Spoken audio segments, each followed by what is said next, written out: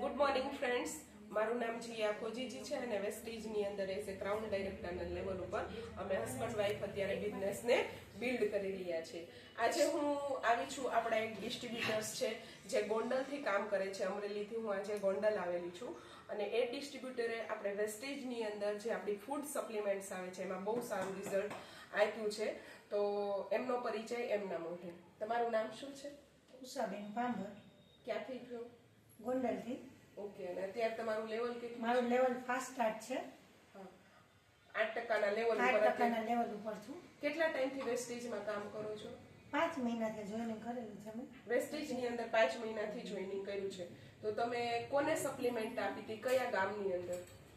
Supplement મેં મારા મમ્મીને આપી હતી વેજા ગામની અંદર. એમને ચિકનગુનિયાનો થઈ ગયો હતો અને પહેલેથી જ એને ગોઠણનો દુખાવો હતો વધારે પડતો અને 1 થી 2 વખત પડી ગયા હતા. એટલે એમ બી ફ્રેક્ચર ને બધું થઈ ગયું એટલે હાથ પગ એને એ રીતના દુખતા કે એને ઊભું થવામાં પણ પ્રોબ્લેમ થાય. પછી ચિકનગુનિયાને 2 થી 3 વખત થઈ ગયો હતો. એટલે એમને મેં ફ્લેક્સ ઓઇલ, સ્પિરોલિના, ક્રીલ ઓઇલ અને નોની 4 આપેલી હતી. એ 1.5 મહિનાથી એનું ચાલુ છે કોર્સ. એનાથી એને ઘણું રિઝલ્ટ સારું છે એમ કે હવે દુખાવો ઓછો થાય છે અને ઊભું થવામાં પણ પ્રોબ્લેમ નથી થતો.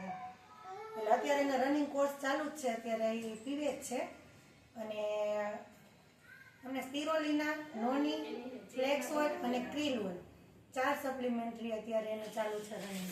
ઓકે. તો કેવું રિઝલ્ટ છે એમને?